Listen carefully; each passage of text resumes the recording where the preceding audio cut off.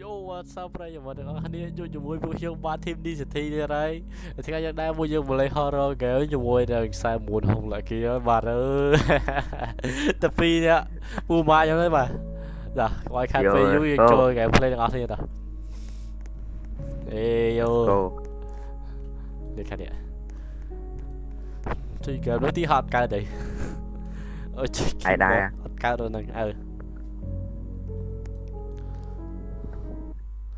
Game ấy ở scroll lên là còn để trâu mà đi phim mà hold X to skip trời anh ấy phép press X to skip drop object thọt LVE hai nơi record hay pro ok good boy ok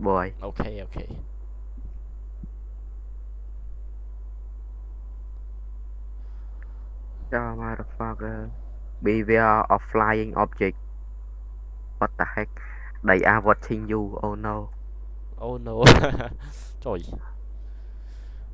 hãy sạch hướng mà chứ no trust me it's will go full snap lòn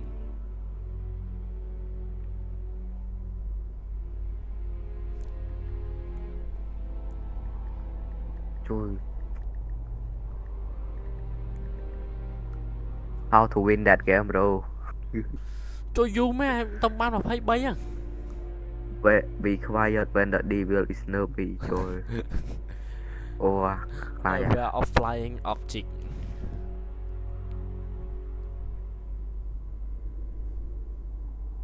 đây nó cần đây sao anh chuyển biết smart game bạn không phải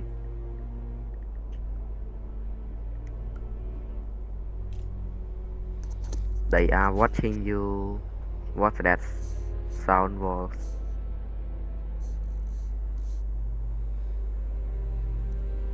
mà cho gà mình đang sao du nha ôi intro ra intro lôi chạy biết intro vậy anh cái interact object interact cái gì kì with e key ngay vùng chữ y à interact cái gì interact troll press e key object y chữ y không ở đây interact là bỏ đôi khi cái dẫn chữ y đó vô khi đang bàn nè interact object with e key when they give you an extra revive of your friend they are watching you nhà nào cái thành nó ra do we think we are winning with yeah oh wait oh Once this mansion was a place of joy and light. Its halls echoed with laughter. Its rooms were filled with warmth.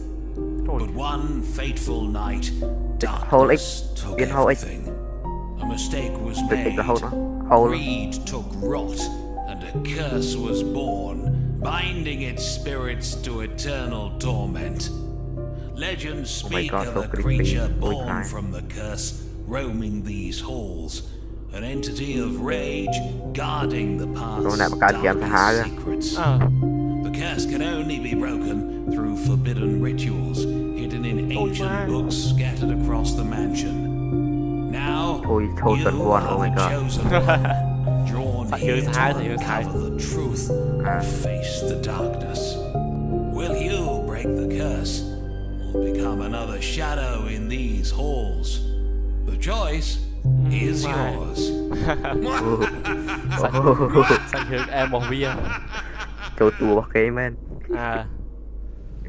rồi làm cho chả đi ra chơi graphic em nè em tốt làm chả mệt hơn rồi chơi mà bia lắm thôi không phối đói à ba đâu mà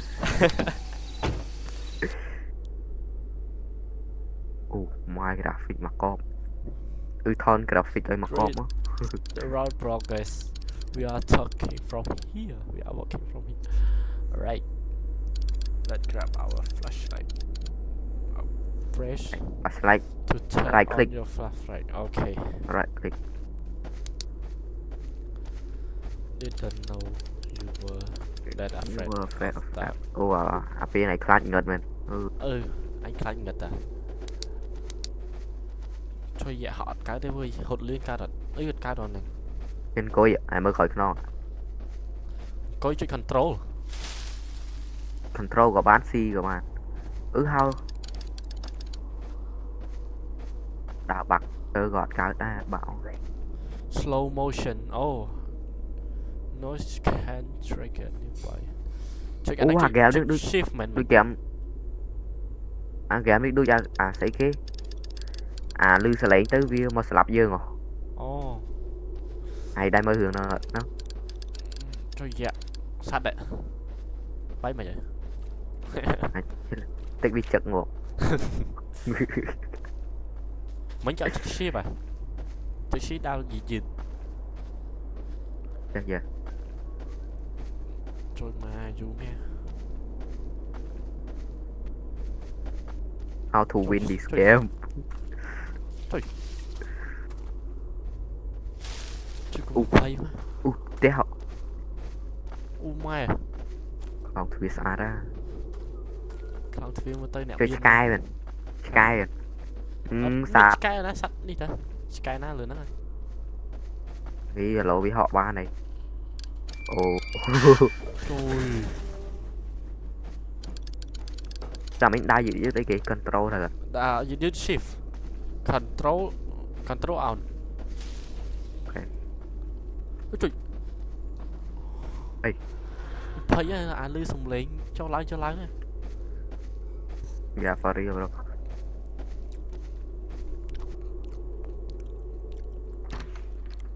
where are you chui lost map but chứ không phải này at home mày hay nó không thấy hành ok đâu anh bên mười đấy kìa anh mười trời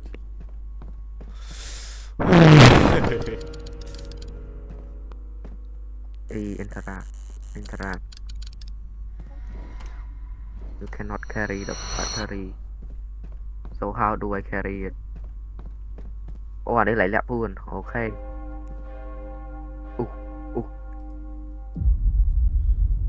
what happening thích bên đây bạn ạ ý chụp hạch Welcome, mortals. You've dared to enter our domain. But now, there's no turning back. The darkness that surrounds you is just the beginning. This mansion is alive, feeding off your fear. You can't escape. Not now, not ever. Your fate is sealed. The more you struggle, the worse it gets. You're one of us now. You cannot throw mau rồi đã buồn đi find and place pin beware of the ghost attack như thử lột cái gì không mau với họ lại nè cái họ lại nè mày không thấy khơi nhà nhai vậy khơi hộp tiên thôi hộp tiên thấy gì chút lơ tiên nó ngày lúc mày chút chi trọ mà đúng sao thôi dạ ui cái chập tiên nhá đặt tiên lớn hơn tiên lớn hơn ấy mổ tiên đặt lơ nắng đặt tiên mà vậy đặt tiên phải nó lớn nó anh viên tiền là viên tiền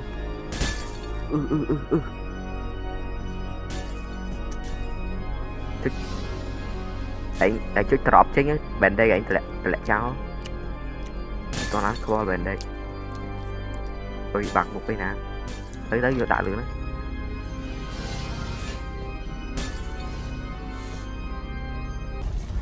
new object journal you survive the curse yet you survive the ghost yet this is just the beginning to break the curse and decide the fate of the place but there are hidden room inside the bed ton chne đi ra phía nè tâm ly phải chne phải khác thì ai láng lửa à? Yes. Ẩu cá xong rồi. Trời gì ạ? Nó vô chan rồi, chan vô Cái bàn. job sao vô ạ? bàn. Trời. Ai nha ơi. Cùng về mấy anh? Là cái báu chan ạ. Nó bị bóc chan bóc đi với năng quá. Đây là cái thằng này là báu chan. Bên cho lộn lẹ pun đi ơi. Một bao là bật phượng cái thoại ai bự bự mà. Anh. Đã hỏi sao ạ?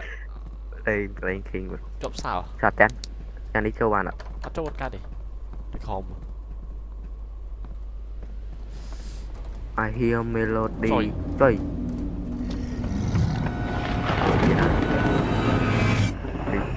Retrieve the instrument from the bus.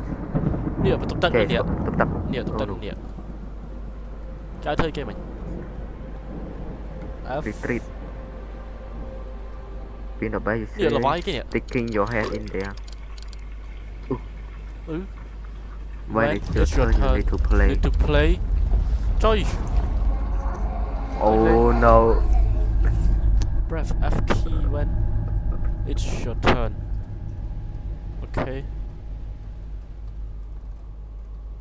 Lên mày à?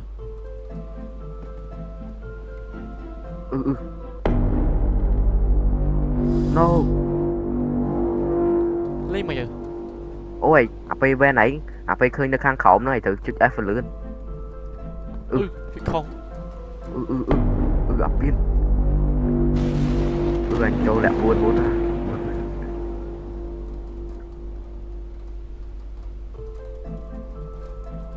Gặp pin. Lấy. Lại buồn đấy.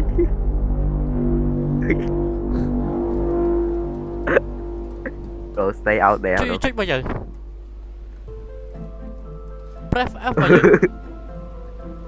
Cái khi nhạc khang khổng mà. Đi check F hay ban chờ mày. Đâu lại sơn đâu. Anh nhặt lên mà đo rồi. À không. Anh sẽ làm check đi ơi. Cho anh figure out. Nè. Có mấy ban khổng vậy. Spam F món à. Spam F món à.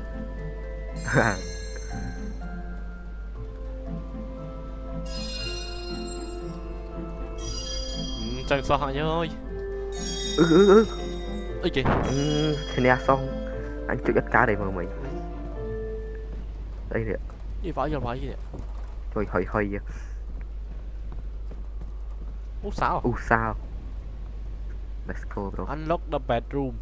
Nó bắt tục đi. Nó của mình. Nó lỡ ra bedroom ná khẩu. Nhờ. Rồi mà xài Giêsu ở. Đó có Anh khơi Giêsu nó khơi nó của lady của mình. Mày không? Đi. Gặp lớn tiếng nó chạy không. Chui khẩy cho nó không ai à.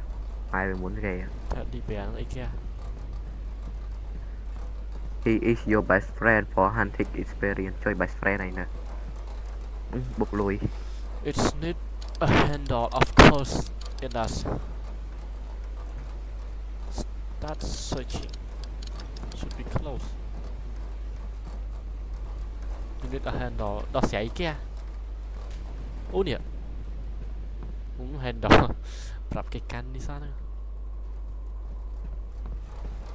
Hơi nợ. Chứ là không mà start shuffling ạ. Một con bầy hốc bầy. Ok.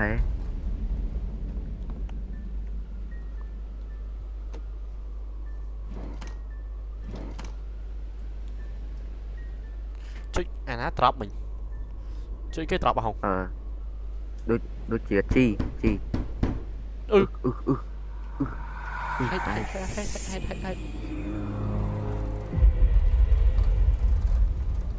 thôi mà cha sân bên tầng 1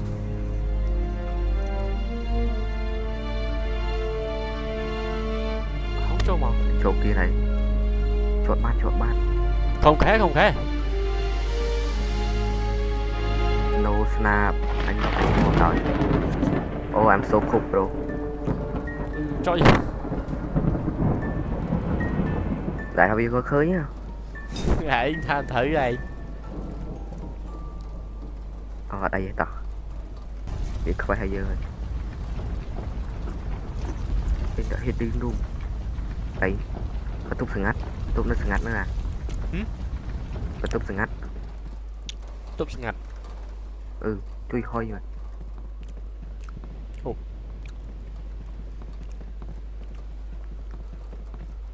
tôi biết tốt ngặt nói gì nè cái tham biên mà túc sừng không ngặt uống điệu viên à lại khề điệu chơi đang mà mất khơi à đi trong bờ ai sẽ gây thôi con I have failed it's up to you to deal with those creatures and their curse. There are 3 books hidden across this place. I found one of them so far and hid it in my office somewhere safe. Tao hồ sắp hơi đi. Hồi bao giờ? Để tao bắt cái đào mà chụp là cái chàm kia thôi. Rồi hồi sắp hơi mày. Vì hồ sắp hơi vì tha vì hồ ban đuôi gì chẳng. Nên thầu sắp hơi kia các ba đi. Sắp hơi nó lớn đi hơi cái này nó chọn cha.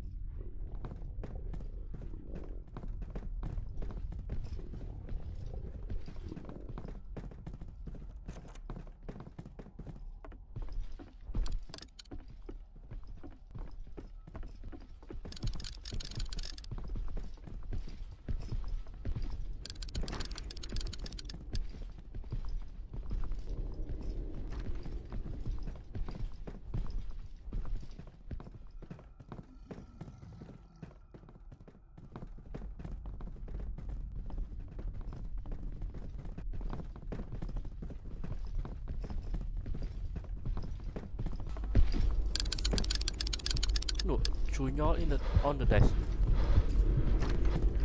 Bác kia biết. Anh ấy bác tôi khéo. Dương đang sạch kéo dương đang sạch. Biết nữa nè. Nó khom. Biết. Đá tôi khéo. Thì đi đợt journey đấy nè.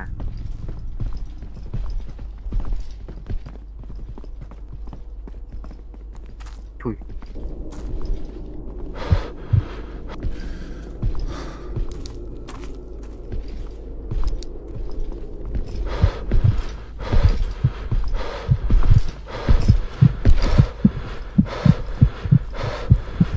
Ôi mai anh chân chậm man.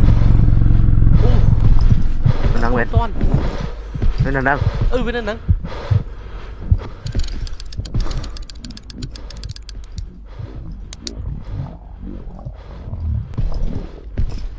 Bây giờ đã.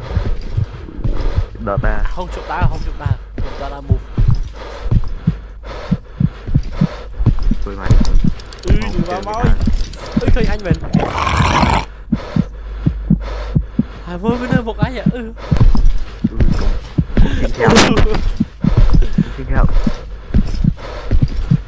Xin chào bro. Hả? Ngồi tay cục xin chào khơi anh cái đám. Tao bắt đi. Nó lựa.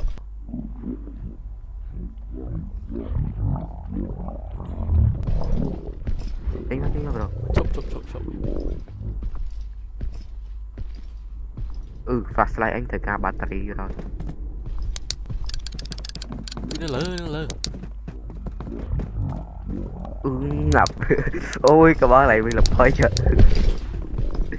Anh biết làm sao biết toàn tay không cho phun. Mà bà đợi phiên.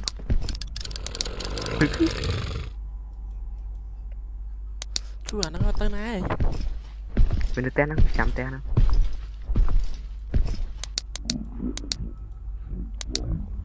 Không bao giờ lấy gì dẫn à. Creepy nè tên. Hay nó kéo mình. Anh nó không tao gọi. Khơi Việt.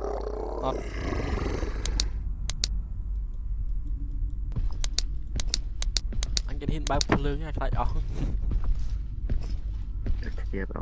Ôi bắt vi. Bắt ấy là nó chân anh nha. Chui. Vì làm hát đâu, vì cho phi cam đã. Man. Như thế này. Chết dương. Khơi nhật. Nhựa khơi nhật. Đớn nâng. Vì cho phi cam đã. Mà rồi. Anh.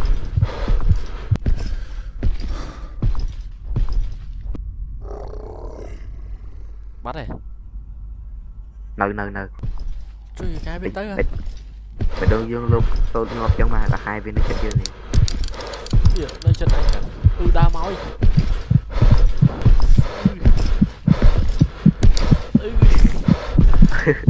Mau anh.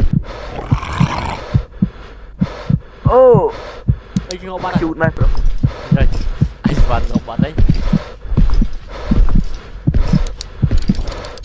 Ôi anh ấy từ lúc tới chiang chơi mau rồi mà. Đi tận trốn nhưng mà phải cho hộ an được hơi tiếng rồi. Chụp vô bao thân. Đi tận trốn. Lăng lưới. Đi tận trốn rồi. Yes. Đã chuột xí với. Cậu ấy lì. Tiệt, máu thì cái đấy.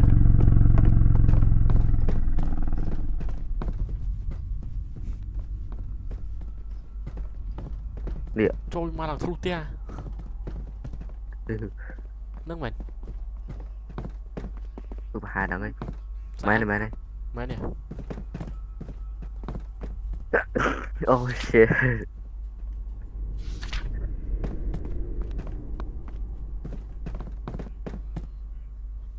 Thôi.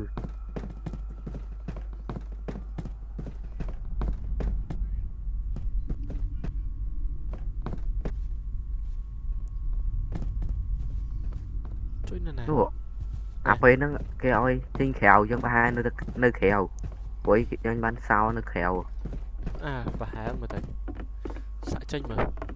mà đòi tiền ui mà ơi rồi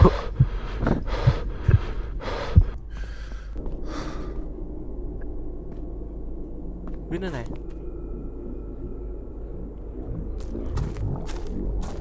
ừ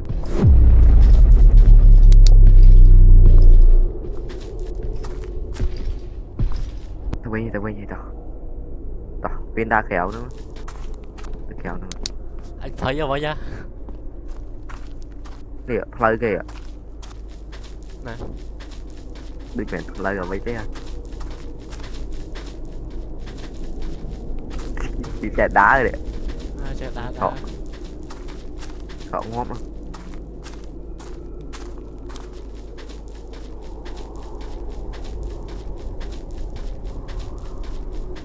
Chứ không anh em biết hột lươn đấy nè. Ta với mó tích góp được không? Thấy thế này. nước này nấu không mau vậy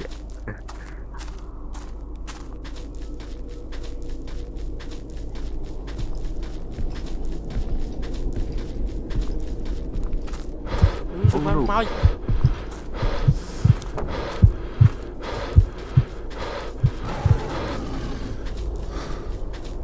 ra muốn rồi Nhưng mà nó chết anh nhỉ?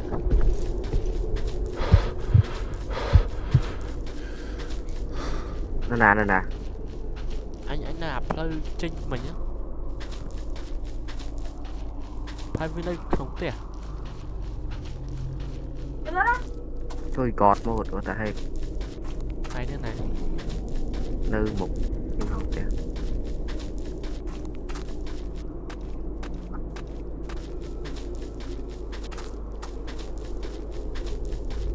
Anh cái ta chỗ đồng teo anh thở à? Tôi đồng teo anh mà. tôi mà trốn trong tèo bên make sense rồi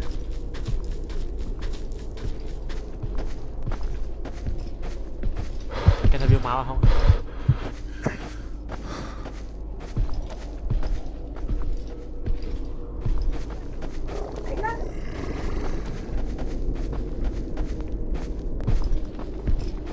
tèo mẹ nó pin van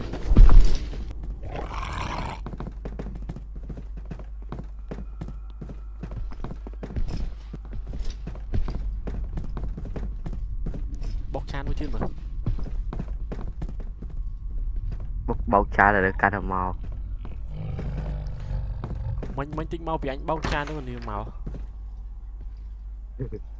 bầu thiệt tao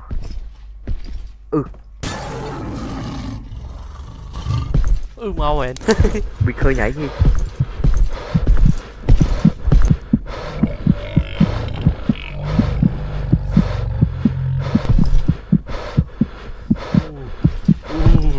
Bóc chan vui mau rồi.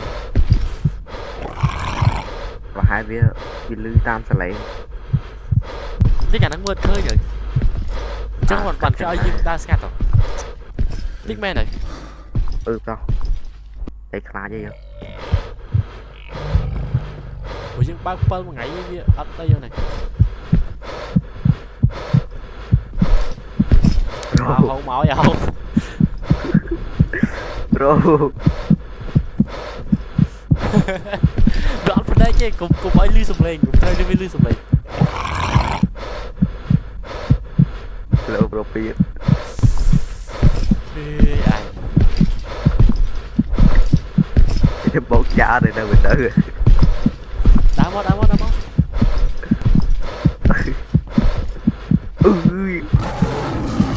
bro cái xì cái liền với chăm anh bắt đi Chào anh bắt à? ôi chăm chui anh mà nè Chui ban à? Mình đánh trần. tại vì nó kheo mày mơ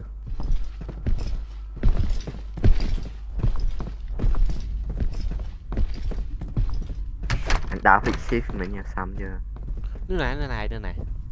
nó lừa chết căm đã Cái cho Huy này. anh châu và tụt tật vì tao bắt đây anh đá được tập chậm lại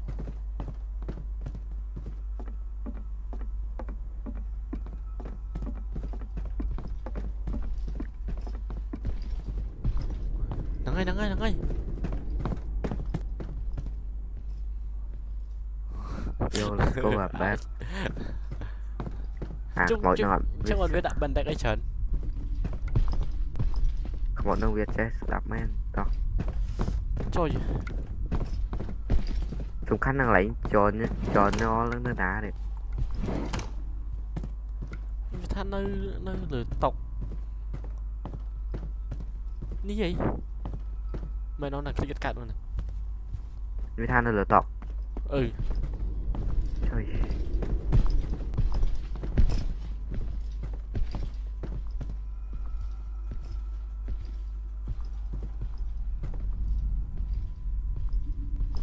mau rồi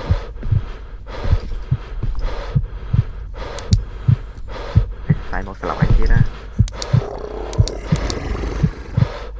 nó nguyên cam đào vậy rồi bỏ anh kia ra mai chọn ta oi video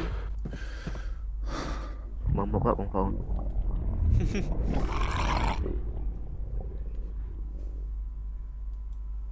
ui trời mơ bọc chan này với ta đây ngay rồi lặng từ lời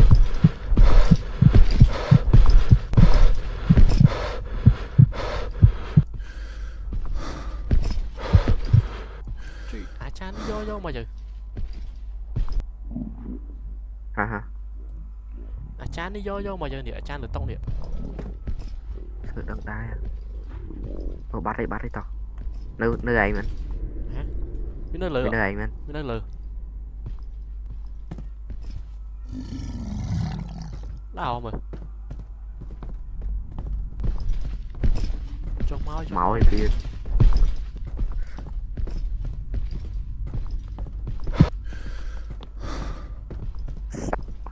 sắp mẹ tên vào ngõ ba kìa mấy trắng à đi start lấy xăm mấy lời vô qua viên môi anh chỉ làm mất kia với lư đi oh shit nói gì chui ghé biển áo rồi xa sơn đó sao lại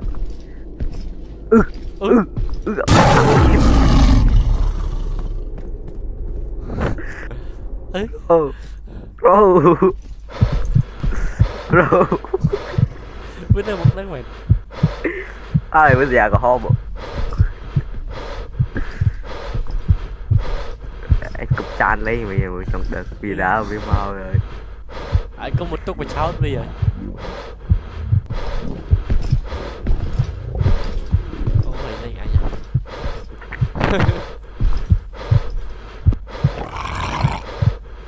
đây là một đơn mình anh đã đừng làm 20 năm một đấy tan bật phía vào đi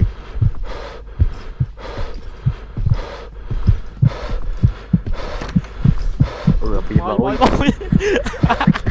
mỏi đi cho gì đi cho gì nghiệp viên được một ấy được bây giờ đây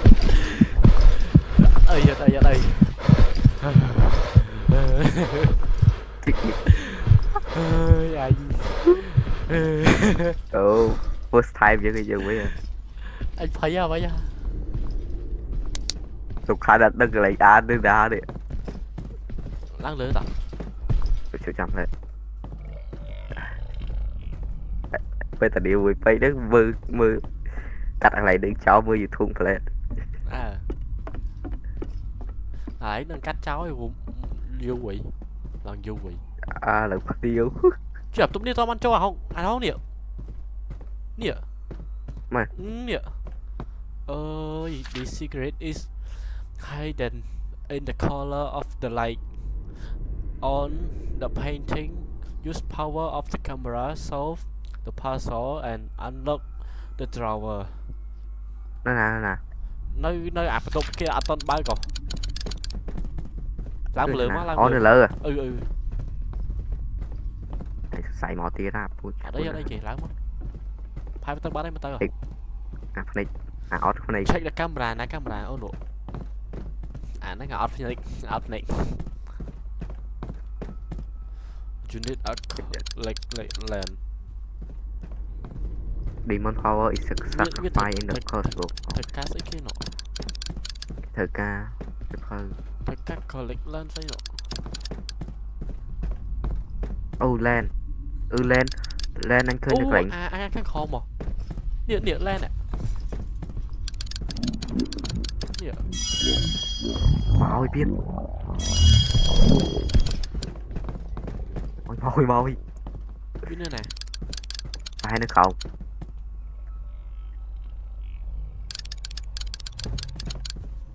Hot khơi bên đó. ta scan tới rồi đây khóm lắm Mồi. cho không tốt đi Nó không. nó khó miên lên nó mùi hãy cho này Nơi toàn vô đi. Bảo viên nó không. đuổi mai rồi mặt Thì go à. mày Ê chả lộn. Ê biết xí rồi. hả Phải nâng bắt xí rồi. bên nó massive là anh nên một view mà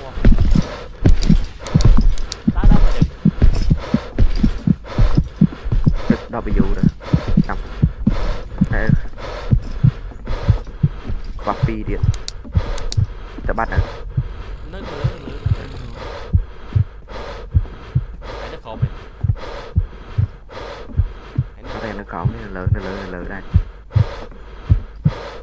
cho nên Mau mặt té. Kia mà té. ta không ta được cái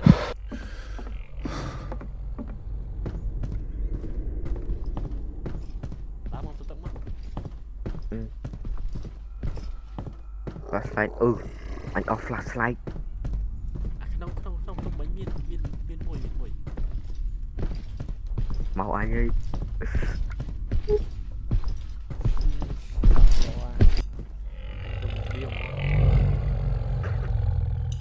Nhưng mà bây giờ đáp tắt với ấy bạn ạ.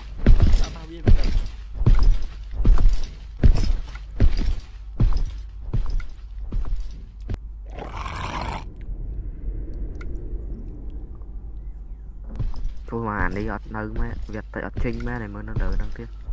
bạn Được không mày.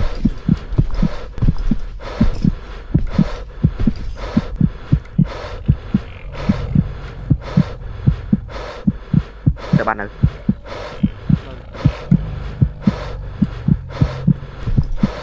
Cả nát được bắt ra đi.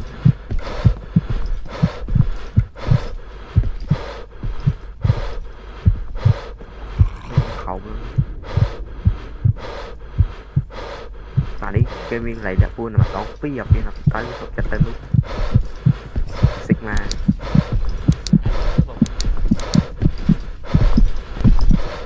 Cái anh nó là lấy ngay. Cái anh tới nó miên battery rồi.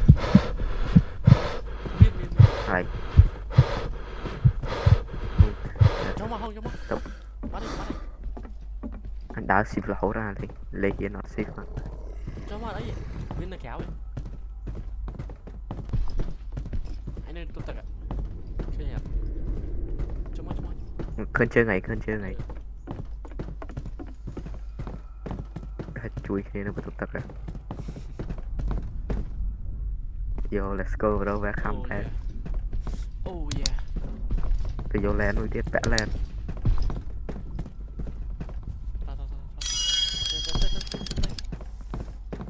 Use the camera. Phá camera. Vậy anh phải thơ à không phải nói anh từ cô biết. Nó phải ý ạ.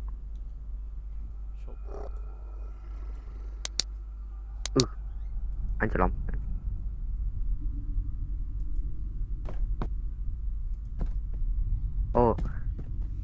Chú anh mơ lên. Soul Pearl. tiết đấy soul pulse với game pulse ok red Tiệt. bí thầy cao này kìa ừ không bỏ rồi không biết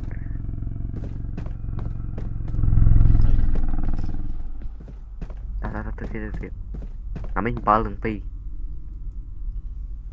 thầy cao pulse ừ chơi mấy cha soul pulse chứ là thầy cao nào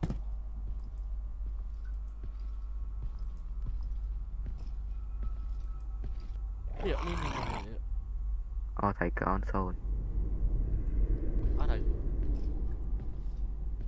không ở đây ba đây chim máu à? biến máu chú liệt ấy lẹ không ghế anh nhé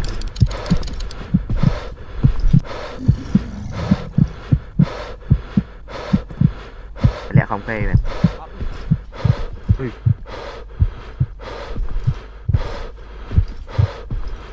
những thứ khỏe hay thời được tập ba đây nó khai chạy cái nổ ai ăn mà không anh đi chụp anh chọc record anh chụp record đây này điện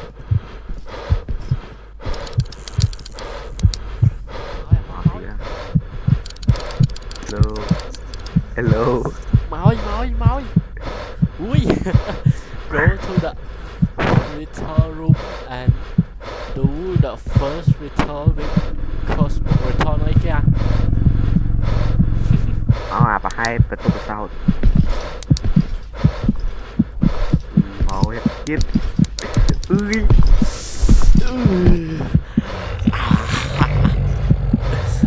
chị phải cho mà what are you anh cho flow vì đây đời quên nơi khảo tụm chứ chúng ta chỉ ui game ta hở game đi đồ vlog em đại game ta hở chưa tụi mình qua đây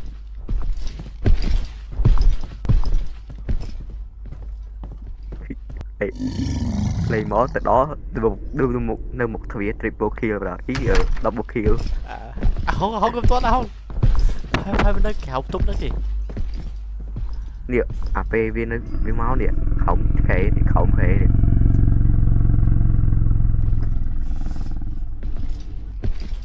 lấy thôi mấy lần kéo đi tụp ấy kìa tụp ấy đã chích xí phó vì lấy thơ ấy chứ lại đây gì nè phải tụng nè bật khơi sự bộ bạn mau rồi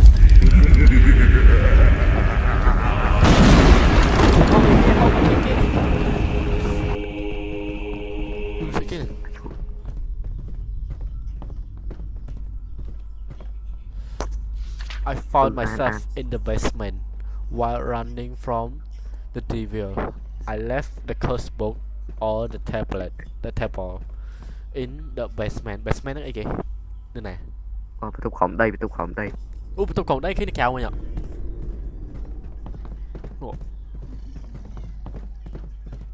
Năng. Lấy gần bị sát những cái comment. Tớ chả mày cục chan mũi hay gì. Ê, cục tụi anh này cục. Anh ấy nhìn mũi tên ta. Lấy cục chan nó kéo ní nè. Cục kéo nó ấy hụt. Xin một kéo này. Biết. Khỏi cái nón dữ ạ. Con đi mà không?